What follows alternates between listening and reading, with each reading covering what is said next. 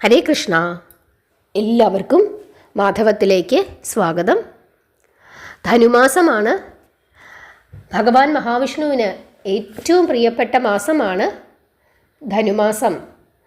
ധനുമാസത്തിലെ പ്രാർത്ഥനകൾക്ക് വലിയ ഫലസിദ്ധിയാണ് ലഭിക്കുന്നതെന്നാണ് വിശ്വസിക്കുന്നത്. ഹിന്ദുമത വിശ്വാസപ്രകാരം മാർഗശീർഷ മാസം ഭഗവാന് ഏറ്റവും പ്രിയപ്പെട്ട മാസമാണെന്ന് വിശ്വസിക്കുന്നു. കാരണം ഈ മാർഗശീർഷ മാസത്തെപ്പറ്റി ഭഗവത്ഗീതയിൽ ഭഗവാൻ പറഞ്ഞിട്ടുണ്ട്. ഭഗവാൻ തന്നെയാണ് ഈ മാസം, അതായത് ഈ മാർഗശീർഷ മാസമെന്നാണ് ഭഗവാൻ പറഞ്ഞിരിക്കുന്നത്. ഭഗവത്ഗീതയിലെ 10ാമത്തെ അധ്യായം വിഭൂതി യോഗ, അതിലാണ് പറഞ്ഞിരിക്കുന്നത്. അതിലെ 35ാമത്തെ ശ്ലോകത്തിലാണ് ഈ കാര്യം പറഞ്ഞിരിക്കുന്നത്. ധനുമാസം ഭക്തിയുടെ മാസമായിട്ടാണ് വിശ്വസിക്കുന്നത്. ഈ ധനുമാസത്തിൽ ബ്രഹ്മമുഹൂർത്തത്തിൽ ഉണർന്ന് ഭഗവാനെ ഭജിച്ചാൽ അവർക്ക് ഏറ്റവും നല്ല വൈഷ്ണവനായി ഇരിക്കാനുള്ള ഭാഗ്യം ലഭിക്കുമെന്നാണ് വിശ്വസിക്കുന്നത്. ധനുമാസത്തിൽ കൃത്യമായി ബ്രഹ്മമുഹൂർത്തത്തിൽ എഴുന്നേറ്റിരുന്ന് പ്രാർത്ഥിക്കുന്ന ഏതൊരുവനോ അവൻ ഇനി 7 ജന്മങ്ങളിൽ അവൻ ഇനി വീണ്ടും ജനിക്കുകയാണെങ്കിൽ പോലും അടുത്ത 7 ജന്മങ്ങളിൽ അവന് വൈഷ്ണവനായി ഇരിക്കുവാനുള്ള ഭാഗ്യം ലഭിക്കുമെന്ന് പറയുന്നു. അഥവാ ഇനി അവൻ ജനിക്കുന്നില്ല, അവന് ഭഗവാൻ മോക്ഷം കൊടുക്കുന്നുണ്ടെങ്കിൽ തീർച്ചയായിട്ടും അവൻ വൈകുണ്ഠത്തിൽ എത്തിച്ചേരുമെന്നും പറയുന്നു. ഈ മാസത്തിൽ ദാനം ചെയ്യുന്നത്, പ്രത്യേകിച്ച് ആഹാര പദാർത്ഥങ്ങൾ ദാനം ചെയ്യുന്നത് വളരെ വളരെ ശ്രേയസ്കരമാണ് എന്ന് വിശ്വസിക്കുന്നു.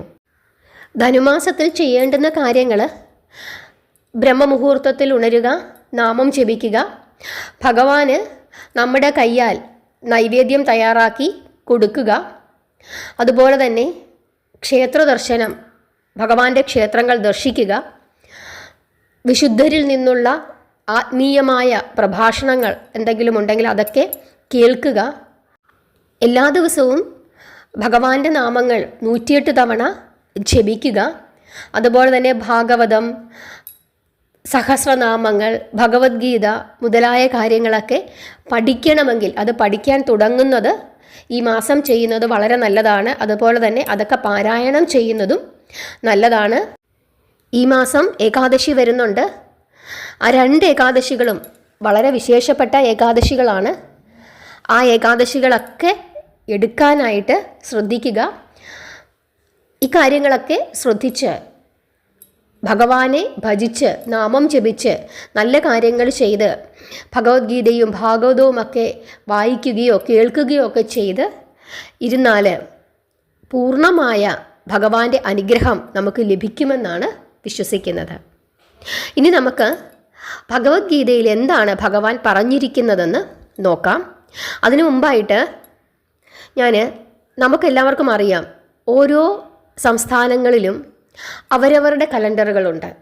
നമുക്ക് മലയാളം കലണ്ടറുണ്ട്, ചിങ്ങം, കന്നി തുടങ്ങിയ മാസങ്ങൾ വരുന്ന മലയാളം കലണ്ടറുണ്ട്. പക്ഷേ ഭാരതത്തിൽ മുഴുവൻ നമ്മൾ ഒഫീഷ്യൽ കലണ്ടറായിട്ട് നമ്മൾ ജാനുവരി, ഫെബ്രുവരി അങ്ങനെ തുടങ്ങുന്ന ഗ്രിഗോറിയൻ കലണ്ടർ ഉപയോഗിക്കുന്നുണ്ട്. പക്ഷേ ഭാരതത്തിൻ്റെ ദേശീയ കലണ്ടർ എന്ന് പറയുന്നത് ശകവർഷ കലണ്ടറാണ്. അത് ചൈത്രമാസം തുടങ്ങി ഫാൽഗുന മാസത്തിൽ അവസാനിക്കുന്ന കലണ്ടറാണ്. ചൈത്ര, വൈശാഖ, ജ്യേഷ്ഠ ഇങ്ങനെ തുടങ്ങുന്ന കലണ്ടറാണ്. അങ്ങനെയാണ് മാസങ്ങൾ വരുന്നത്. അതിൽ ഒരു മാസമാണ് ഈ മാർഗശീർഷ മാസം. ഈ മാസത്തിന് വലിയ പ്രാധാന്യമാണ് ഭഗവത്ഗീതയിൽ പറയുന്നത്. അതിപ്പോൾ നടന്നുകൊണ്ടിരിക്കുകയാണ്. നമ്മുടെ ഡിസംബർ, ജാനുവരി മാസങ്ങളിലൂടെയാണ് മിക്കപ്പോഴും അല്ല എപ്പോഴും തന്നെ ഈ മാർഗശീർഷ മാസം കടന്നു പോകുന്നത്. മലയാള മാസം വരുമ്പോൾ വൃശ്ചികം, ധനു, ചിലപ്പോൾ മകരം വരെ ആകാറുണ്ട്. അതായത് ഓരോ വർഷവും ഇങ്ങനെ ദിവസങ്ങൾ അങ്ങോട്ടും ഇങ്ങോട്ടും മാറുന്നതനുസരിച്ച് എന്തായാലും വൃശ്ചികത്തിലും ധനുവിലും മാർഗശീർഷ മാസം വരും. ചില വർഷങ്ങളിൽ മാത്രം മകരത്തിലേക്കും കൂടെ ഈ മാർഗശീർഷ മാസത്തിൻ്റെ കുറച്ച് ദിവസങ്ങൾ കടന്നു പോകാറുണ്ട്. പക്ഷേ കേരളീയ വിശ്വാസപ്രകാരം ധനുമാസത്തിന് വലിയ പ്രാധാന്യം ഭഗവാന്റെ പ്രാർത്ഥനയ്ക്ക് കൊടുക്കുന്നുണ്ട്. നമുക്ക് ഭഗവത്ഗീതയിൽ എന്താണ് ഭഗവാൻ പറഞ്ഞിരിക്കുന്നതെന്ന് നോക്കാം. 10-ാമത്തെ അധ്യായം 10-മോധ്യായ വിഭൂതി യോഗ. ഭഗവാൻ അർജുനന് ഇപ്രകാരമാണ് പറഞ്ഞു കൊടുക്കുന്നത്. ബൃഹത് സാമ തഥാ സാമ്നാം ഗായത്രീ ഛന്ദ സാമഹം മാസാനാം മാർഗശീർഷോ അഹം ഋതൂനാം കുസുമാകരഃ. നമുക്ക് അർത്ഥം നോക്കാം. ബൃഹത് സാമ അർത്ഥം സാമഗാനങ്ങൾ, തഥാ കൂടെ, സാംനാം കീർത്തനങ്ങൾ, ഗായത്രി ഗായത്രി മന്ത്രം, ഛന്ദസാം അലങ്കാരങ്ങളിൽ ഛന്ദസ്, അഹം ഞാൻ, മാസാനാം മാസങ്ങളിൽ, മാർഗശീർഷോ മാർഗശീർഷ മാസം, വൃശ്ചികം ധനു മകരമാസങ്ങൾ, അതാണ് മാർഗശീർഷ മാസം വരുന്നത്. ഡിസംബർ ജാനുവരി ആയിട്ട് വരും. അഹം ഞാൻ, ഋതൂനാം ഋതുക്കളിൽ, കുസുമാകരഃ പൂക്കാലം. അർത്ഥം സാമഗാനങ്ങളിൽ ഞാൻ ബൃഹത് സാമവും, വൃത്താലങ്കാരങ്ങളിൽ ഞാൻ ഗായത്രിയും, മാസങ്ങളിൽ മാർഗശീർഷവും, ഋതുക്കളിൽ വസന്തവും ആകുന്നു. നമുക്ക് 4 വേദങ്ങളുണ്ട്. ഋഗ്വേദം, സാമവേദം, യജുർവേദം, അഥർവവേദം. സാമവേദത്തിലെ ഗാനങ്ങളിൽ ബൃഹത് സാമ എന്നറിയപ്പെടുന്ന ഗാനം ഭഗവാനാണെന്നാണ് ഭഗവാൻ ഇവിടെ പറയുന്നത്. അതുപോലെ മന്ത്രങ്ങളിൽ ഗായത്രി മന്ത്രം ഞാനാണെന്നാണ് പറയുന്നത്. അതുപോലെ മാർഗശീർഷ മാസം ഞാൻ തന്നെയാണെന്ന് ഭഗവാൻ പറയുന്നു. ഋതുക്കളിൽ വസന്തം ഞാൻ തന്നെയാണെന്നാണ് ഭഗവാൻ പറയുന്നത്. ഭക്തിഗാനങ്ങൾ നിറഞ്ഞ സാമവേദത്തിലെ അതിമനോഹരമായ ഒരു ഭാഗമാണ് ബൃഹത് സാമം. വേദങ്ങളിൽ സാമവേദം ഭഗവത് വിഭൂതിയാണെന്ന്, അതായത് ഭഗവാൻ തന്നെയാണ് സാമവേദമെന്ന് ഭഗവാൻ മുമ്പ് പറഞ്ഞിട്ടുണ്ട്. സാമവേദം ഗാനങ്ങളുടെ ഒരു സമാഹാരമാണ്. അതിലെ പ്രസിദ്ധമായ ഒരു ഗാനമാണ് ബൃഹത് സാമ. ആ ബൃഹത് സാമ ഞാൻ തന്നെയാണെന്ന് ഭഗവാൻ പറയുന്നു. അതുപോലെ ഗായത്രി മന്ത്രം അത് ഭഗവാൻ തന്നെയാണെന്നാണ് ഭഗവാൻ ഇവിടെ പറയുന്നത്. കാരണം പ്രത്യേകിച്ച് ബ്രാഹ്മണർ അവർ സന്ധ്യാവന്ദനത്തിന് ഉപയോഗിക്കുന്ന മന്ത്രമാണ്, വൈദിക മന്ത്രമാണ് ഗായത്രി. അവരുടെ ദൈനംദിന ആചാരങ്ങളുടെ ഭാഗമാണ് ഗായത്രി മന്ത്രം. അതുകൊണ്ട് ഈ മന്ത്രം ഞാൻ തന്നെയാണെന്ന് ഭഗവാൻ പറയുന്നു. സൂര്യനെ സംബന്ധിക്കുന്നതാണ് ഈ മന്ത്രം. ആ മന്ത്രം ഭഗവാൻ തന്നെയാണ്.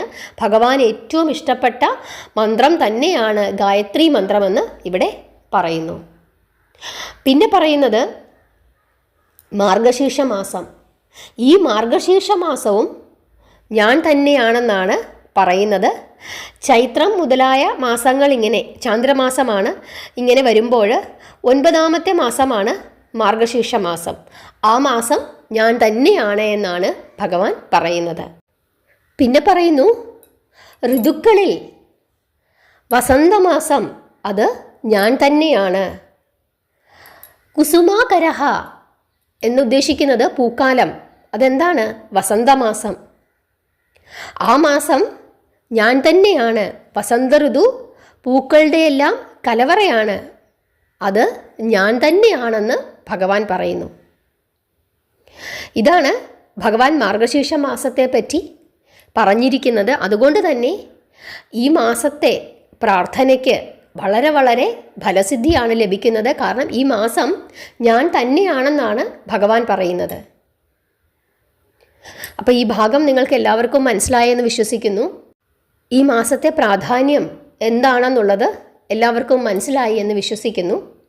ഒരുപാട് വിശേഷങ്ങൾ നിറഞ്ഞ മാസമാണ് മാർഗശീർഷ മാസം. അതുകൊണ്ട് ഈ ധനുമാസത്തിൽ എല്ലാവരും തന്നെ ഭഗവാനെ പരമാവധി സമയം പ്രാർത്ഥിക്കാനായിട്ട് ശ്രദ്ധിക്കുക. ഈ മാസത്തിൽ ഭഗവാന്റെ ക്ഷേത്ര ദർശനം നടത്തുന്നതൊക്കെ വളരെ വിശേഷമാണ്. ഈ മാർഗശീർഷ മാസത്തിലാണ് നമുക്ക് ഗുരുവായൂർ ഏകാദശി വന്നത്. അപ്പോൾ തന്നെ നമുക്കതിൻ്റെ പ്രാധാന്യം മനസ്സിലാക്കാവുന്നതാണ്. ഇനിയിപ്പം നമുക്ക് സ്വർഗവാതിൽ ഏകാദശി വരുന്നു, ഗുരുവായൂർ കുചേല ദിനം വരുന്നു. അങ്ങനെ വളരെ വിശേഷപ്പെട്ട ഒരുപാട് കാര്യങ്ങൾ വരാൻ പോകുന്നു. ഈ ധനുമാസത്തിലാണ് നമ്മൾ തിരുവാതിര ആഘോഷിക്കുന്നത്. അങ്ങനെ ഒത്തിരി വിശേഷങ്ങളാണ് വരാൻ പോകുന്നത്. അതുകൊണ്ട് പരമാവധി സമയം നാമം ജപിക്കുക, ഭഗവാന്റെ കീർത്തനങ്ങൾ പാടുക, കഥകൾ വായിക്കുക, കേൾക്കുക, മറ്റുള്ളവർക്ക് പറഞ്ഞു കൊടുക്കുക. ഭാഗവതം, നാരായണീയം, ഭഗവത്ഗീത മുതലായ മഹത്തായ ഗ്രന്ഥങ്ങളൊക്കെ പാരായണം ചെയ്യുന്നത് ഈ മാസത്തിൽ വളരെ ഫലത്തെ പ്രദാനം ചെയ്യും. പരമാവധി സമയം നാരായണ നാമം ജപിക്കുക. ഹരേ കൃഷ്ണ മഹാമന്ത്രം ഏത് സമയത്തും ജപിക്കാം. പീരീഡ്സ് ആയിരിക്കുന്ന സമയത്ത് പോലും നമുക്ക് ജപിക്കാൻ പറ്റുന്ന ഒരു മഹാമന്ത്രമാണ് നാരായണ മന്ത്രവും അതുപോലെ തന്നെ ഹരേ കൃഷ്ണ മഹാമന്ത്രവും. എല്ലാവരെയും ഭഗവാൻ അനുഗ്രഹിക്കട്ടെ. ഹരേ കൃഷ്ണ.